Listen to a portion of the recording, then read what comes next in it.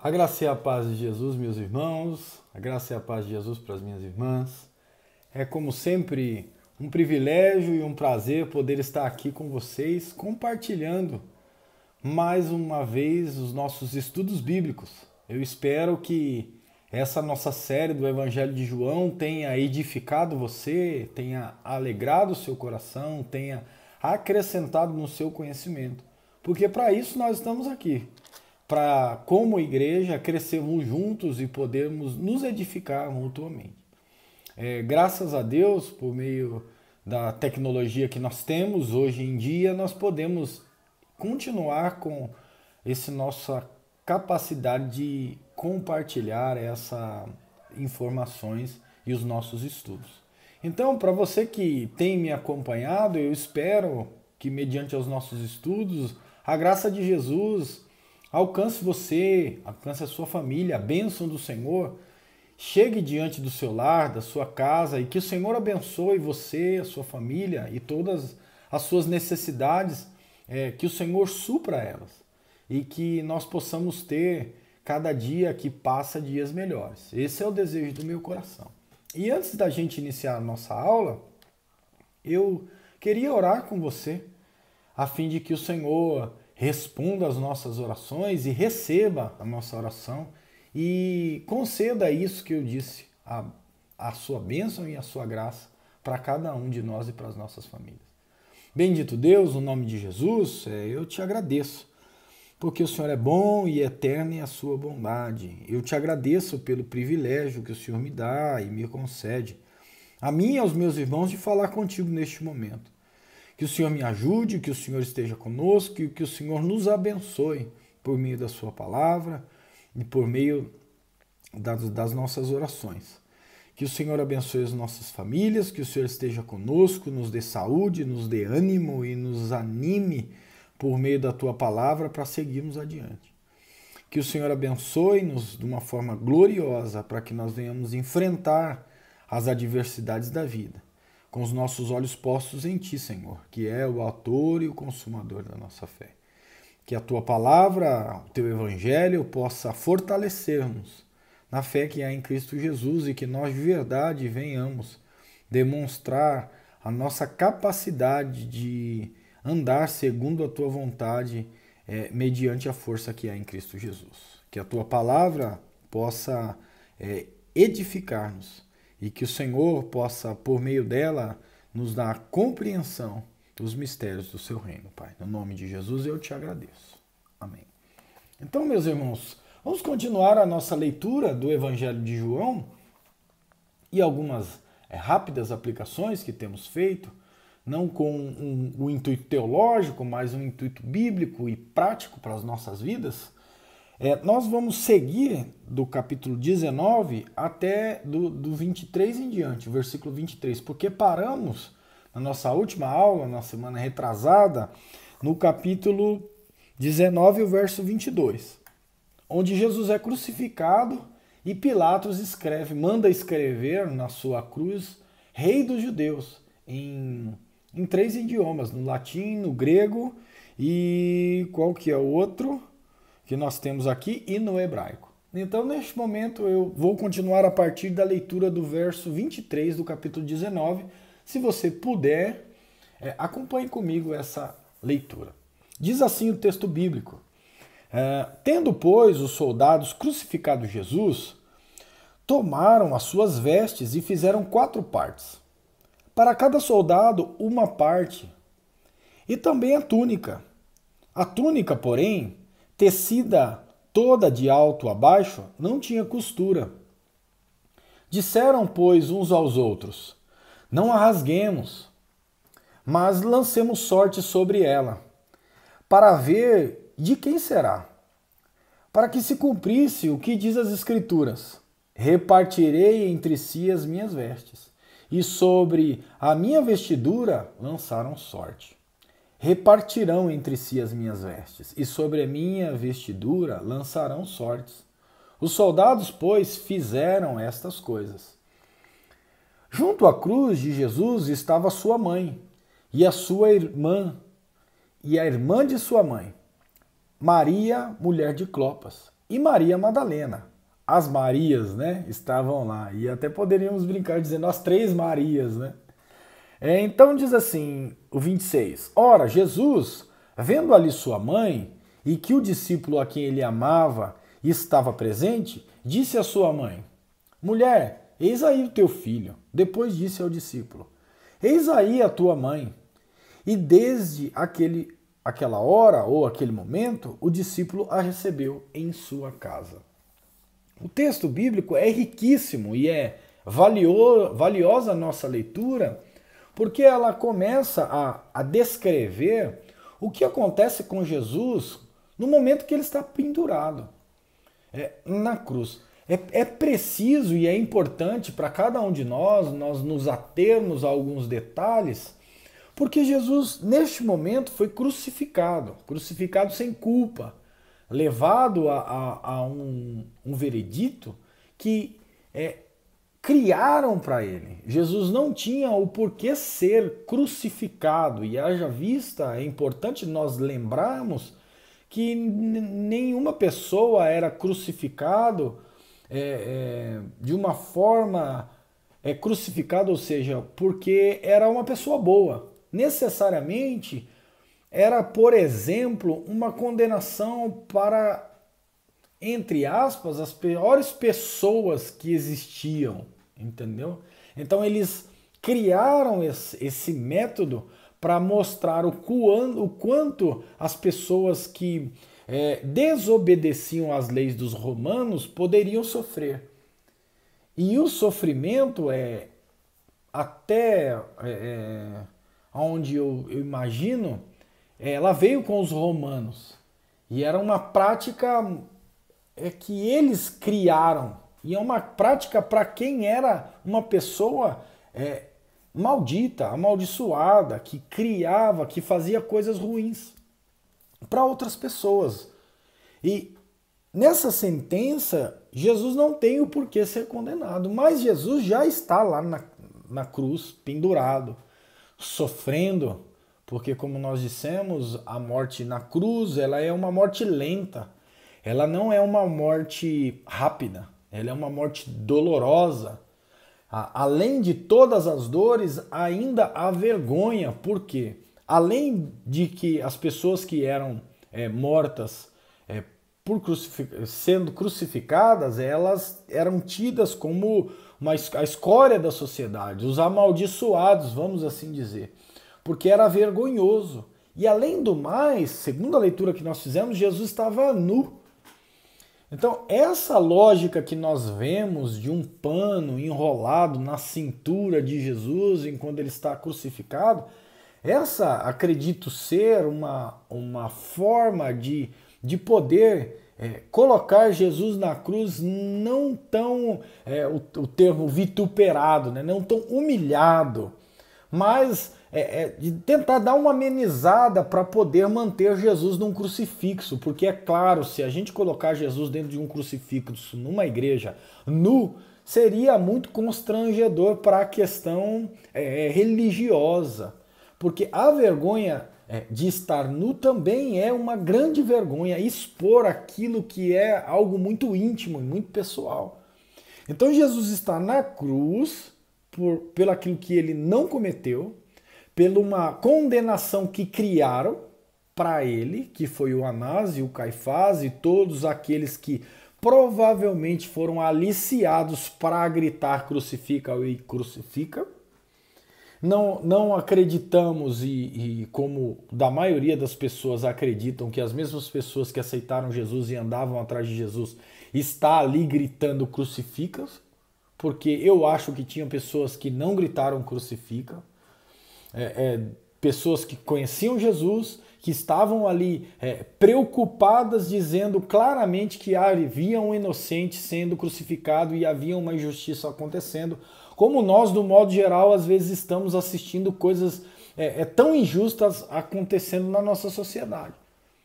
Então, dentro dessa ocasião, Jesus está pendurado no madeiro, e o que começa a acontecer é que os soldados tiram toda a sua roupa e, como está dito no texto, eles começam a lançar sorte para dividir as roupas de Jesus, para poder dividir a roupa, a túnica de Jesus.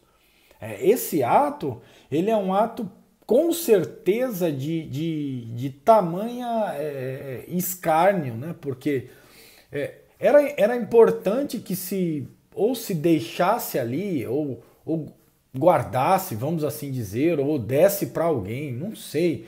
Por quê? Porque é uma forma de se zombar, de se tirar, vamos assim dizer, o prestígio da pessoa. Porque, teoricamente, a roupa representa a pessoa, né? Nós temos isso, né? Na pior das hipóteses, quando acontece alguma coisa dentro dos nossos lares, nós perdemos um ente querido, e nós vimos aquela roupa, nós naturalmente lembramos da pessoa. Nós naturalmente associamos a pessoa à roupa. Então, ter uma atitude diante da roupa de alguém é como se você zombasse da própria pessoa, como uma pessoa que fica com raiva da outra, pega a roupa e rasga. Quando uma pessoa, diante da crença de outros, quer abençoar alguém, pega a roupa da pessoa e leva para a benzedeira, para o pastor da igreja orar, pega o travesseiro. Tem diversas formas que as pessoas acreditam tanto fazer bem a alguém por meio das roupas, quanto zombar de alguém por meio das roupas, e como abençoar alguém por meio das roupas. Essa é uma crendice religiosa do modo geral. Por mais que a gente venha criticar a igreja, a outras religiões e entre outras coisas, essa é uma crença. E isso é como que se fosse algo de contato, né? Você ver a pessoa e se identifica. Então era isso que eles estavam fazendo, até com as roupas de Jesus zombando. E diante disso, nós temos nos outros evangelhos também aquilo que é falado para Jesus. Se você é mesmo filho de Deus, então desce daí. E entre outras coisas, né? Que a gente tem, que não é o caso do Evangelho de João em que nós estamos lendo. E aí o que ele vai dizer, o escritor do Evangelho, vai dizer que eles fizeram isso e isso fez com que a escritura fosse cumprida. Que já se profetizava no livro dos Salmos, no livro do Isaías, que eles iam fazer essa situação em que iam lançar sorte e repartirão as minhas vestes. Então era para que se cumprisse as escrituras. Todavia, lá no verso 25, há outra questão que Jesus levanta, em que quando Jesus está ali crucificado, aparecem lá as três Marias, como eu disse. Maria, a mãe de Jesus, a irmã de Maria, né? A sua irmã, Maria, mulher de Clopas, e Maria Madalena. Então nós temos aqui no mínimo três Marias, né? E elas estão ali vendo Jesus. Nessa ocasião, Jesus olha para Maria e diz assim: ó, Maria, tá aí seu filho. E olha, filho, tá aí sua mãe. O que é que ele está dizendo aqui? Ele está desprezando a maternidade de Maria? Ele está desprezando a sua mãe? Nós, como cristãos evangélicos protestantes, nós entendemos que Jesus está colocando algumas coisas aqui nos seus devidos lugares para que não haja uma divinização de Maria. Ele não está desprezando a maternidade de Maria, ele não está dizendo nada disso. Na verdade, ele está dando a Maria, vamos assim pensar, um consolo, dizendo assim: olha, você tem em João um filho, nessa pessoa que eu amo e que o Evangelho faz diversos elogios, você tem nele um filho. Ou seja, é como que se ele estivesse dizendo assim: olha, cuida de Maria, e Maria, deixe que João cuide de você. Não há um desprezo da maternidade e também não há na verdade, uma humanização, dizendo: olha, eu entendo que você está sofrendo pela minha situação, mas como Jesus diz lá nos versículos anteriores, foi para isso que eu vim. Então, deixe que João cuide de você e João, cuide da Maria. Na verdade, Jesus tinha outros irmãos, Judas e outros irmãos de Jesus, o Tiago, Mas nessa ocasião, Jesus está dando, o escritor faz essa citação para que a gente entenda que Jesus não está desaprovando Maria, não é nada disso. Jesus está simplesmente dizendo, olha, está aí sua mãe e mãe, está aí seu filho. Para dar para ele alguma forma para dar para ela, vamos assim dizer, um consolo, né? Por meio de que qualquer mãe como Maria estaria de fato sofrendo muito, vendo um filho crucificado injustamente, sem de fato entender, porque em forma alguma nós vamos ver Maria tendo algum tipo de proeminência no cristianismo primitivo depois da morte de Jesus. Nós temos aí a Igreja Católica, ela vai fazer a doutrina da ascensão de Maria posteriormente, acho que lá para frente do século IV, mas no cristianismo e nos evangelhos que nós temos, não temos essa evidência. Mas aqui ele não diminui Maria e ele também não dá outra questões para nenhum tipo de ascensão e nem de diminuição. Ele só diz isso para ela, olha, como alguém diria, deixa que ele te ajude e deixa que ela te ajude. É uma questão simples. Mas o texto segue no verso 28 do capítulo 19 e nós vamos ver a seguinte ocasião. Depois, sabendo Jesus que já todas as coisas estavam terminadas, para que a escritura se cumprisse, disse, tenho sede. Estava, pois, ali um vaso cheio de vinagre. Encheram de vinagre uma esponja e, pondo-a no isopo, lhe achegaram a boca. E quando Jesus tomou o vinagre, disse, está consumado. E, inclinando a cabeça, entregou o seu espírito. Os judeus, pois, para que no sábado não ficassem os corpos na cruz, visto como era preparação para o grande dia de sábado, rogaram a Pilatos que se lhes quebrassem as pernas e fossem tirados. Foram, pois, os soldados e, na verdade, quebraram as pernas ao primeiro, e ao outro que, como ele fora crucificado, mas Jesus, vindo a Jesus e vendo-o já morto, não lhe quebraram as pernas. Contudo, um dos soldados lhe furou o lado como uma lança, e logo saiu sangue e água. E aquele que o viu testificou, e o seu testemunho é verdadeiro. E sabe que é verdadeiro o que diz, para que também vós creiais. Porque isto aconteceu para que se cumprisse a escritura que diz, nenhum dos seus ossos será quebrado. E outra vez diz a escritura, verão aqueles que transpassaram. O texto de João, no verso 28, quando Jesus diz que tem sede, e eles põem provavelmente uma esponja, um vinagre, e dá para Jesus tomar, e Jesus diz, está consumado, é um ato de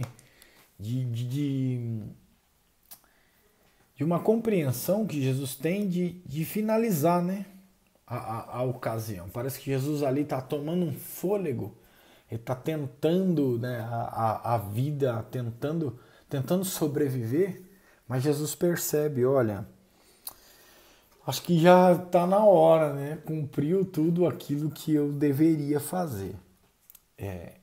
O que entristece a reflexão é saber do sofrimento, né? Das dores que Jesus está tendo, da falta de ar que Jesus está tendo. A sede na cruz é de fato essa compressão do pulmão, porque a pessoa está com os peitos estirado e ela está provavelmente pendurada e não com um apoio nos pés. E essa ocasião faz com que Jesus não consiga descansar. Então, provavelmente os nervos começam a se contraírem e o pulmão começa a faltar ar. E nos outros evangelhos, e alguns estudiosos vão dizer que Jesus disse 7 frases na cruz, nessas frases Jesus toma ar e provavelmente Jesus, sem fôlego, se levanta para tentar dizer algumas coisas, como entre outras essa fala que nós lemos a respeito da mãe de Jesus e de João. Mas nessa ocasião Jesus vai falar uma coisa interessantíssima, que é está consumado. Ou seja, Jesus cumpriu aquilo pelo qual ele veio à terra fazer. Aquilo que Jesus veio cumprir na sua encarnação, ele cumpre agora, até o final. Sendo esse tamanho sofrimento de Jesus. E eu preciso fazer essa reflexão diante das nossas vidas, do modo geral, e diante do sofrimento que nós passamos, e pensar por que é que nós sofremos e o que é que faz o sofrimento com a gente. O sofrimento nos entristece, o sofrimento nos faz parar, a dor, talvez a rejeição, porque precisa se entender que Jesus, inicialmente no seu ministério, ele é alguém que não tem muita popularidade. Depois Jesus ganha popularidade. Quando Jesus começa a ganhar muita popularidade, por causa dos milagres, por causa da forma de ensinar, pelo seu amor, pela sua demonstração encarnada de afeto e entre outras atitudes de Jesus, as pessoas começam a dar a Jesus essa popularidade. Diante da popularidade de Jesus, nós entendemos, ou talvez nós pensamos, que uma pessoa jamais seria crucificada por uma multidão, sendo que essa pessoa é tão popular. Nos nossos dias, diante dos discursos de ódio que nós temos, se uma pessoa fosse muito popular, ninguém é capaz de falar alguma coisa sem ser ofendido. Você pode até fazer uma crítica a uma pessoa extremamente popular e com certeza você vai receber milhares de críticas em consequência daquilo que você falou. Mas Jesus agora ele é também frustrado, porque lá no começo do Evangelho de João ele vai dizer, veio para os seus, mas os seus o rejeitaram. Então Jesus chega e a dor física, a dor da frustração, a dor da traição de Judas, a dor da traição do seu próprio povo e a dor de ser renegado. Então tudo isso é um tipo de sofrimento que Jesus está passando e se consuma, ou o ápice do seu sofrimento se dá na cruz. Então, a vontade de Deus, como o texto vai dizer, e vendo Jesus, né, sabendo que todas as coisas estavam terminadas, para que a Escritura se cumprisse, diz, tenho sede. E depois ele toma e diz, está consumado. E aí a gente analisa e faz a aplicação, né? Diante da nossa perspectiva de fazer a vontade de Deus, o sofrimento tem nos feito parar? Diante dos nossos problemas da vida, quando sofremos, somos rejeitados, somos traídos, somos abandonados, somos crucificados, não literalmente por alguns, nós paramos ou nós continuamos e dizemos assim, não, eu preciso ter certeza de que todas as coisas estão terminadas. E visto que as coisas ainda não estão terminadas, eu não vou parar, eu vou prosseguir. Então, eu preciso olhar dessa forma e dizer que nós só vamos parar quando nós analisarmos e dizer, olha, se cumpriu, a vontade de Deus se cumpriu, então eu vou dizer, olha, está consumado, ou seja, eu terminei tudo aquilo pelo qual Jesus me chamou para fazer. Com todas as minhas forças. Ou seja, quando as minhas forças físicas acabarem, aí eu digo, olha, então Jesus está consumado. Mas ainda enquanto eu tenho vigor, tenho força, tenho capacidade dada por Deus para poder fazer a vontade de Deus, eu não posso me permitir ou permitir que o sofrimento me faça parar. Que qualquer sofrimento que seja eles por problemas pessoais, seja eles por problemas de relacionamento, seja ele por problemas eclesiológicos, vamos assim dizer, problemas na igreja, seja eles por problemas financeiros. Nós precisamos permitir que o Senhor Jesus continue nos animando para a vida, para o ministério, para o nosso chamado, e para que a gente diga, Senhor, um dia eu vou dizer, Senhor, está consumado. E eu cumpri, eu terminei, eu fiz aquilo que o Senhor me chamou para fazer. Então, preste atenção nisso. Olhe para o exemplo de Jesus. Em meio a tantas coisas, Jesus não disse assim, eu vou parar. Não terminei.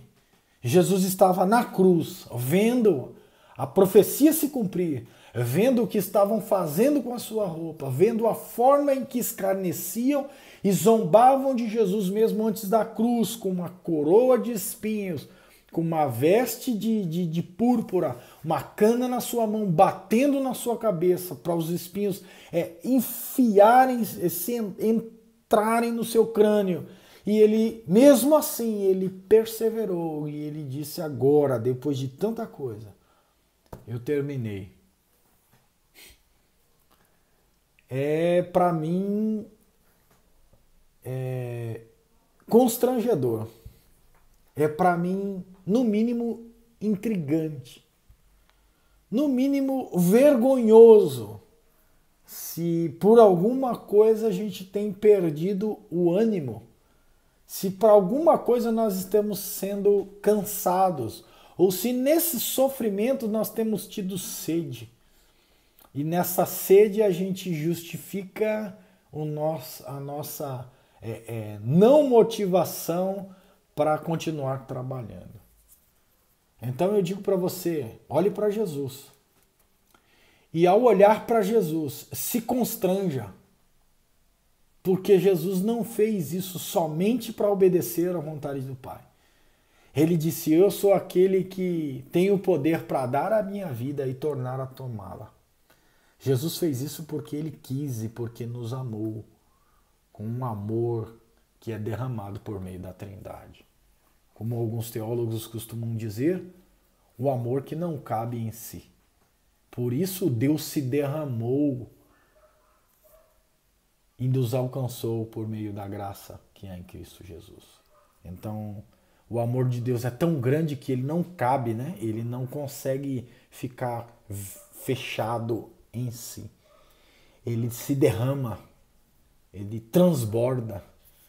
Então que haja um transbordar do amor de Deus, que esse transbordar alcance as nossas vidas e nesse contato com o amor de Deus a gente tem a vida e a vida abundante, que é essa vida que derrama e que dá vida a outros. Então no texto ele segue ainda adiante e ele chega nessa ocasião em que ele diz estar consumado e entrega nas mãos de Deus o seu espírito. E aí ele é como que se ele fizesse a oferta dele para o próprio Deus, de fato, né? Ele se entrega. Ele diz, ó Senhor, glorifica agora o teu filho porque eu te glorifico, me entregando a ti. Essa questão é linda, maravilhosíssima, porque você percebe algo tão esvaziado, né? Alguém que é capaz de se dar, né? Eu não estou preocupado, Jesus, eu olho para Jesus e eu vejo Jesus, eu não estou preocupado comigo, com o meu corpo, com o meu sofrimento, eu estou preocupado em me entregar. E a entrega é de fato isso, a gente não tem muita noção disso, porque a gente ama alguém e a gente se entrega por alguém e a gente espera algo em troca. A gente não consegue fazer o que Jesus disse, eu estou me entregando, está entregue. Mesmo que a gente seja ignorado, mesmo que a gente seja traído, mesmo que a gente seja deixado de lado. São características que Jesus tem que é algo que nós precisávamos alcançar. Que é a capacidade de dizer assim, eu estou te dando porque eu sou assim. eu me entrego por amor. Eu estou me entregando porque faz parte de mim. Não é porque eu quero alguma coisa em troca. É claro que a gente espera que as pessoas reconheçam o que a gente faz. Mas se não reconhecer, a gente também não precisa deixar de fazer. Porque tem algumas coisas que é nossa. Faz parte das nossas características. Por mais que você diz assim, não, mas eu não vou fazer porque o meu marido não faz para mim, mas você vai ficar incomodado. Incomodada. Então você diga assim de fato, olha, não, é meu. Se eu fizer, tá bom. Se ele não fizer, tá bom também. Essa é a dificuldade da relação. E principalmente a relação com Jesus. Porque Jesus, ele faz dessa forma. Ele dá coisas pra gente, se entrega de uma forma extraordinária. E aí os judeus estão lá preocupados, mais uma vez, com as suas festas. E diante das suas festas não era interessante que tivesse pessoas crucificadas. Então eles pedem para que se tirem essas pessoas que estão crucificadas. Quando chegam lá, vejam como a morte é lenta e vejam como há uma capacidade de se passar um período longo pendurado na cruz sem morrer. Esses dois que foram pendurados com Jesus ainda estavam vivos no outro dia. E aí, há um grande problema, ou foi naquele mesmo dia à tarde, porque o próximo dia já era o sábado e havia uma necessidade de preparação. Rogaram a Pilatos que quebrassem as pernas. Veja que quebrando as pernas eles morreriam porque de fato ia faltar o ar e eles iam morrer. Mas quando chegaram Jesus, Jesus já estava morto, porque Jesus apanhou bastante, sofreu muito, fizeram muitas coisas com Jesus. E aí Jesus já estava morto e não quebraram as pernas de Jesus. E mais uma vez o texto bíblico vai dizer, porque para que se cumprisse as escrituras, que nenhum dos seus ossos será quebrado, porque isso ia haver aqueles que o transpassaram. No 38, vai dizer o seguinte, depois disso, Jesus já morto, José de Arimateia, o que era discípulo de Jesus, mas oculto, por medo dos judeus, rogou a Pilatos que lhe permitisse tirar o corpo de Jesus. E Pilatos não permitiu. Então foi e tirou o corpo de Jesus. E foi também Nicodemos, aquele que anteriormente se dirigia a Jesus à noite. Levando quase 100 arretéis de um composto de mirra e de aloés. Tomaram, pois, o corpo de Jesus e o envolveram em lençol, com as especiarias, como os judeus costumam fazer, na preparação para o sepulcro. E havia um horto naquele lugar onde fora crucificado, e no horto um sepulcro novo, em que ainda ninguém havia sido posto. Ali, pois, por causa da preparação dos judeus e por estar perto daquele sepulcro, puseram Jesus. Veja o que é muito interessante. Por que é que estes dois homens, José de Arimateia e Nicodemos, estavam sempre de forma obscura?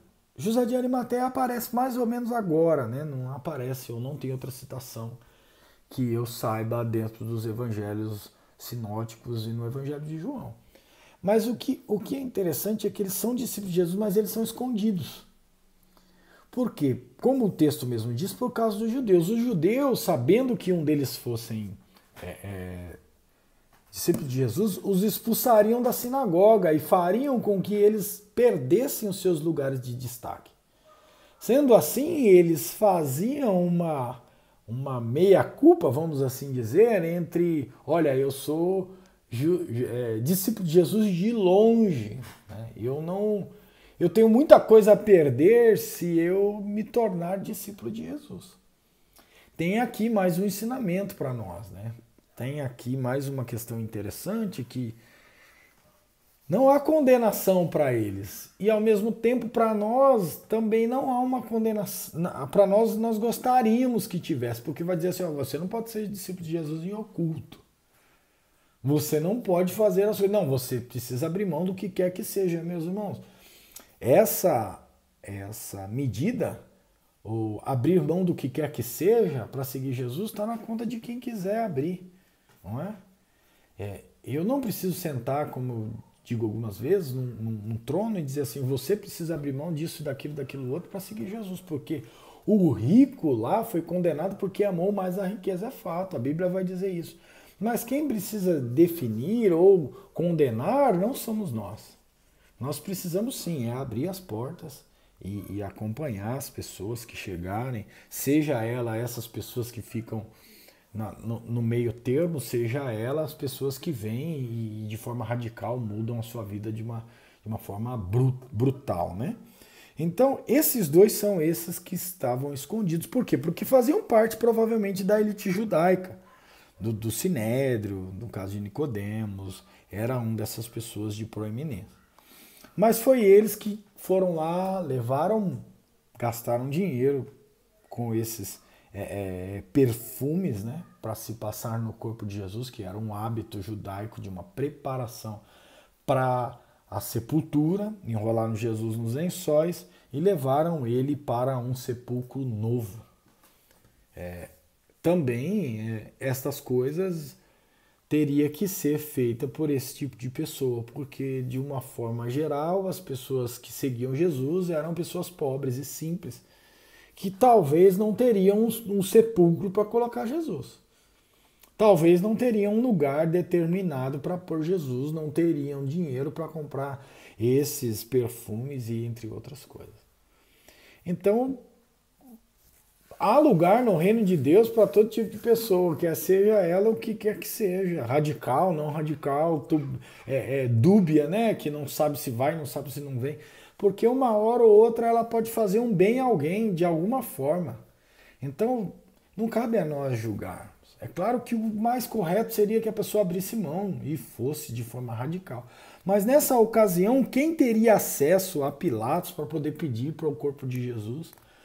Só estando nesse local. E parece que a coisa é bem feitinha, né? Parece que o negócio é bem arquitetado. Mas eu diria que não cabe a nós, eu diria que cabe a nós cumprir toda a vontade do Senhor. E aquilo que nós temos que abrir mão ou não está na mão do Senhor. Aquilo que temos que entregar ou não é nós que precisamos julgar o que devemos entregar. Mas uma coisa é fato, vamos cumprir toda a vontade de Jesus Cristo. Vamos fazer tudo aquilo que Deus nos chamou para fazer, a fim de que o nome dele seja glorificado. Não permita, meu irmão, em nome de Jesus, que o sofrimento nos pare, que a rejeição nos pare, que a frustração nos pare, que o abandono nos faça parar. Mas que você siga adiante, olhando para Jesus, para que um dia, que seja no fim da nossa vida, a gente diga assim, o que eu tinha para fazer eu fiz, e fiz com todas as minhas forças. Eu espero que você seja animado por essa palavra, e que o Espírito Santo te motive a olhar para Jesus, o nosso maior exemplo. Peço a você que curva a sua cabeça, e vamos orar nesse momento. Bendito Deus, te agradeço por essa leitura, te agradeço por este momento de reflexão que passei com os meus irmãos. Peço que a gente venha encontrar força e ânimo dentro desse texto bíblico para seguir na caminhada da vida, para seguir na caminhada de fé. E que diante de tudo isso nós possamos exaltar e glorificar o teu nome e entregar a ti o melhor que o Senhor nos tem dado, o nosso ministério, a nossa vida, a nossa família, que seja para a honra e glória do seu nome. Eu quero aqui agradecer a você que esteve comigo até o final desse vídeo, que o Senhor te abençoe, que a graça de Jesus acompanhe a sua família, acompanhe você e, se Deus quiser, logo mais estaremos de volta. Até breve, meus irmãos, Deus vos abençoe.